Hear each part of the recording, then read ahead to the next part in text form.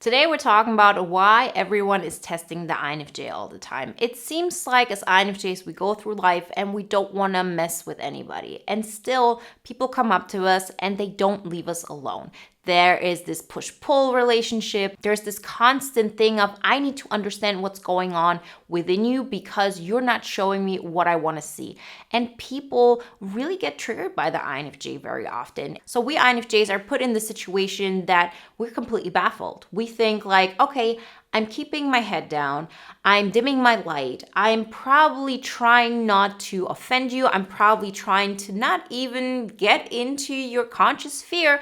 And still, people, once you have an interaction with you, it seems like they continuously pick on you because they want some interaction there. They want to understand who you are about. Why do you think you can talk to them this way? Why are you not falling in line? So today we're going to answer that question. Why are people constantly testing the INFJs and how we can get to a place where they just won't do that anymore simply because we're not putting ourselves in these situations at all. We're not dimming our light. We're not making ourselves small. And so it never really gets to that place where people need to test us because they pretty much understand what's going on and that they shouldn't mess with us to begin with. Before we get started, I want to remind you the next INFJ Epic Life Bootcamp launches May 4th. We're going to have a free life masterclass here on YouTube the same day. So join the waiting list to get access to the early bird price and join our amazing community of INFJs creating their INFJ Epic Life together. Everything you need to know you can find in links in the description. Reason number one why everyone is testing the INFJ all the time is because we're a mystery. People don't feel safe around people they cannot read. And so it's not that people have the ambition of reading other people unless they're like an INFJ or ENFJ or whatever. But the point is that there's still this thought of, can I put that person in a category? I think this is the kind of person they are, and therefore I know how to behave around them. I know what to do. I know what to say in order to feel safe. And then the INFJ comes along and they cannot put us in the box. They don't understand us. We don't really say a lot. We don't really express so much of ourselves. Or if we do, it's like so complex, they can't like put a picture around it. And so it makes us not only mysterious, but it makes us feel as not safe. That's just the bottom line. And people will try to test us in order to understand where our boundaries are at. And this can be very frustrating for the INFJ because we think, I'm leaving you alone. Why don't you leave me alone? Like, what's going on here? And with time, INFJs recognize that it's in our best interest to actually show our boundaries sooner than later. So if we meet people and it's not like this one-time situation of, oh, I had this one meeting with this person and I'll never talk to them again, we're probably going to, stay back. We're not going to create this harmony. We're not going to create any kind of discomfort. But it is very advisable if you have somebody in your life that you're going to have more than one interaction with. So it might be a colleague, it might be a neighbor, it might be a relative, that you really let people know when they've crossed a boundary of yours. Because if you don't do this, they will constantly test you. And when people test you, it's pain on us. So we might feel like, why should I create a boundary? Why should I make it easier for them? Why should I show them who I am? They haven't deserved that yet. But you have to also think of it from the perspective of, I have to protect myself. I deserve to be at peace at the majority of my time. I need to be able to really let people know at the first instant when they're getting closer to me that there's going to be a consequence for them if they do this again. So this is the typical metaphor I give of telling a child, don't touch the hot stove. You can tell them as often as you want. The moment they're going to learn from it is the moment they, put their finger on it and they burn themselves a little bit. That's the moment they recognize this isn't something I should be doing. And of course, it's healthier for everybody involved if you don't let it get this far that this child puts their entire hand on it, burns their entire inner palm, and it's like this big painful experience. Rather, the moment they get close to the stove and they burn their finger a little bit, they already learn this is not a place I should be going. This has negative consequences for me. And that's what I always advise for INFJs. Be upfront really soon about you're crossing a boundary here. Although it might be a boundary that people are not used to, that makes them uncomfortable or baffles them, and they might think, oh, that's a weird person. Why do they get offended of this? Why are they so sensitive? Well, let them think that. right? Make sure those boundaries are protected because our inner peace has to stay our main goal before anything else. The second reason why everyone tests the INFJ all the time is because they are surprised by our composure. As INFJs, we can be so laid back in the sense of, I see what's going on. I can read the dynamics here. I know how I'm going to act in the situation, how they're going to act in the situation. So I'm not getting emotionally triggered. I'm not only pretending not to be triggered, I'm really not triggered because I look at the situation from a very analytical NI point of view. And people get really baffled by that because they don't understand it. And so everything that is unknown, everything that is weird, everything that they cannot grasp, they will test it. Because every person has a need to understand what's going on around them. We want to feel safe. We want to understand what's going on. Not to an extent like an INFJ would like to analyze things, but from perspective of, I want to know who I'm dealing with because I still don't know. Like I try to pinpoint that person, put them in a box, understand how I'm going to treat them, and I'm not getting the reaction I expected. Every single time I've messed with somebody before, there was some kind of clue. They lashed back. There was some kind of feedback. I understood on some level what the power dynamic is. And then the INFJ comes along, and it seems like they stay cool as a cucumber. So, of course, that will be a reason for people to test you. And so again, same thing as I mentioned before. I know it will reveal your strength. I know you sort of lose your advantage. But what is the game you're playing? You're not playing the game of, oh, I want to keep the upper hand and allow that person into my space, because the more they get into my personal space, the more of an upper hand I need to keep in order to protect myself. That is a first goal. The better goal, the more sophisticated goal would be, I'm not allowing anybody in my space unless they're protecting my boundaries. And right now, if that person is even trying to get closer to me, I will let them know this is as far as you can go. And as INFJs, we're able to do this. I mean, think of situations where you might have coworkers that you can have a very business-like relationship with, as in, here's the report. Have a great day. I wish you all the best. But that person has no psychological connection to you. You're not opening up to them. You're not having anything that goes beyond the office. But the only way you can have those relationships is if that person is trying to get closer into your space, you let them know this is as far as you can go. Like, no. Because if you're not doing this, they will try to go further and further and further, and then it will have some kind of, blow up. It doesn't need to get this way. So you can always put a person in a place of make a choice.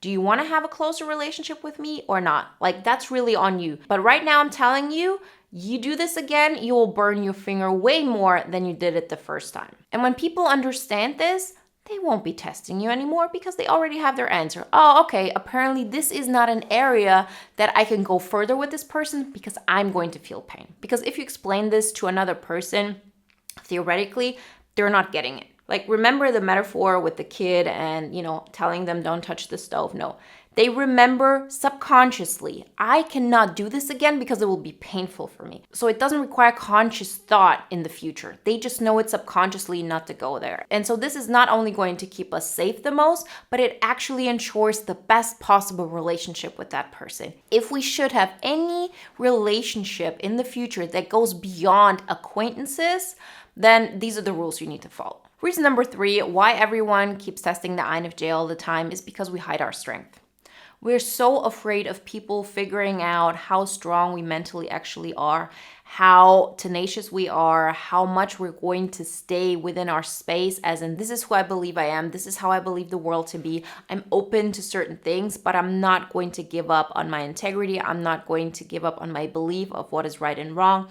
And people have no idea what's going on. And so if people don't know how strong you are, they will want to test the power dynamic. If people know upfront, oh, that's a person I shouldn't be messing with, they're not going to test you. If you, on the other hand, were very malleable and you had this weak link about you that was all about, oh, I'm going to do everything you want and I truly submit to what you're doing because you're the more powerful person, they also wouldn't test you, because then you would be like the typical beta follower to that person. But if there's somebody who doesn't reveal who they are, how strong they are, there's always going to be this question of, how does this person fit into the dominance hierarchy here? Like, how strong are they? And so they're continuously going to test you. And for the longest time, this was something I didn't want to reveal at all, because I really felt like once people see that I can be a threat, once they see that I am very strong, that I have, this strength of character that's going to keep me stable in the situation, nobody's going to like me. Specifically men. Like when I was younger, this was such a big fear of mine, because it was like the moment I would reveal that, I would be uninteresting for anybody else, because they just couldn't handle it. Like it would just make them feel like they're not strong enough in their masculinity. And this is something we just have to come to terms with, that not everybody's going to react like this. Yes, for some people, it might trigger them, but that's not on you. The person who I truly am has a strength in this one area, right? I don't have strength in, many areas, but the area that I do have a strength in, that's who I honestly am. And so if people are going to reject me because of that, then this is still closer to getting a healthy connection with a person than to pretend I'm somebody I'm not. Every single time we're being liked for a role we're playing, we're always going to feel disconnected. No matter how much they tell you, oh, you're such a wonderful person, I like you so much, please be in my presence, we know they have no idea who we are. So what we want is to be as present and as transparent as it is healthy for us, in a way of I'm not hiding who I truly am. I don't have to go out of my way and let everybody know that I'm very strong in this certain area, but I'm not going to actively hide it because I'm afraid that it will lead to people not liking me. Like if people don't like me, they never liked me.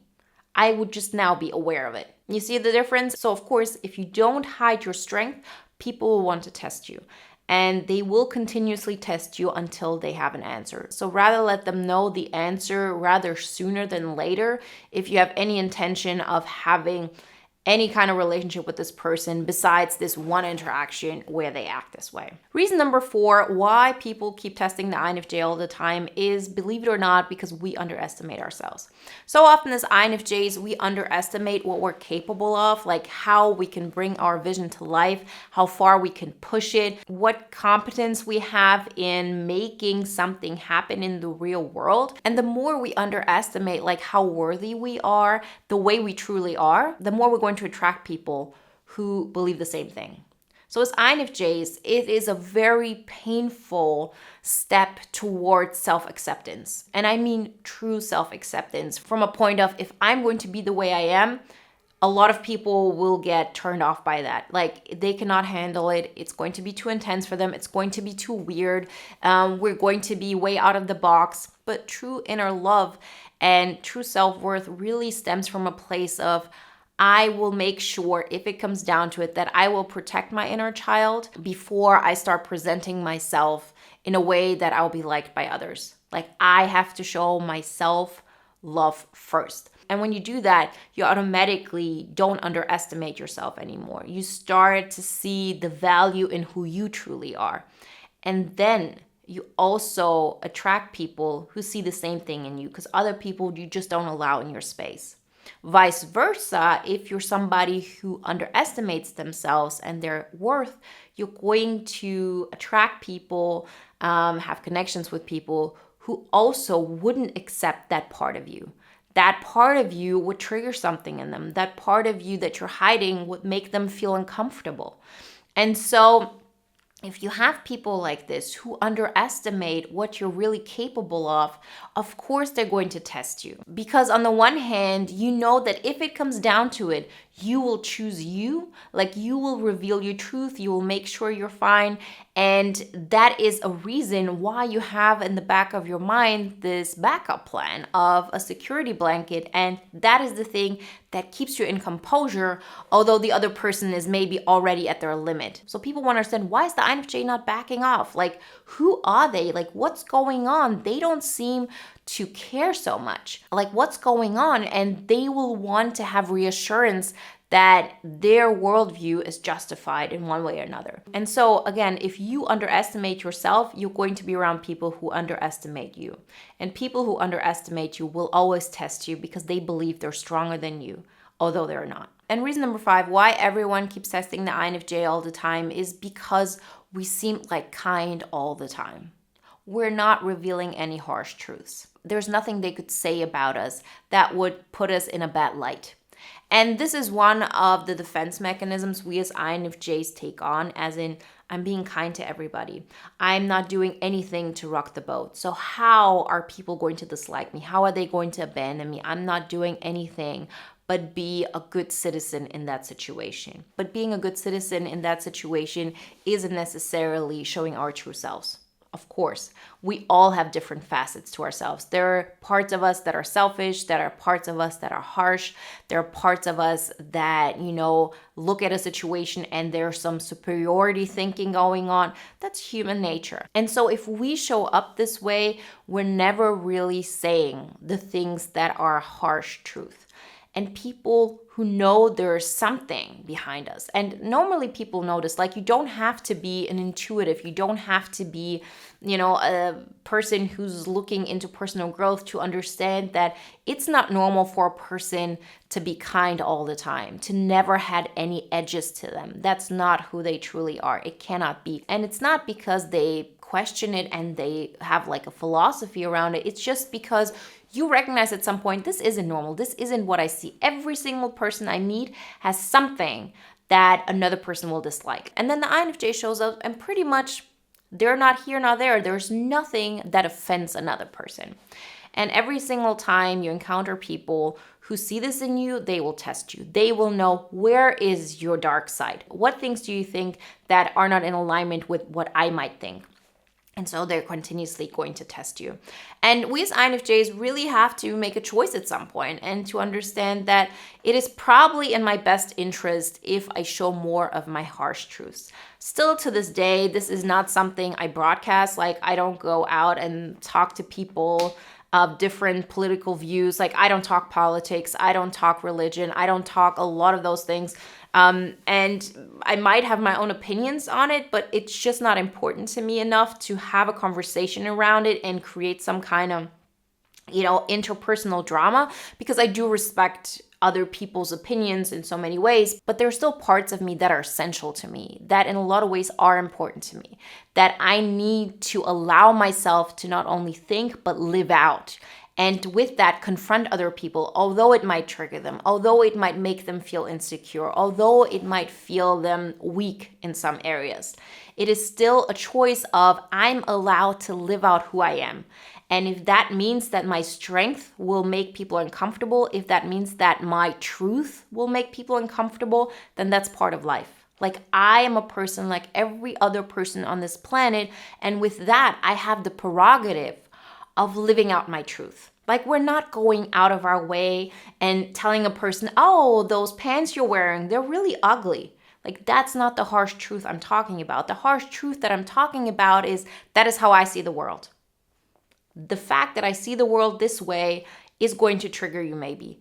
But that doesn't mean that I'm saying it in order to hurt you. It's just what I need in order to feel like I can breathe.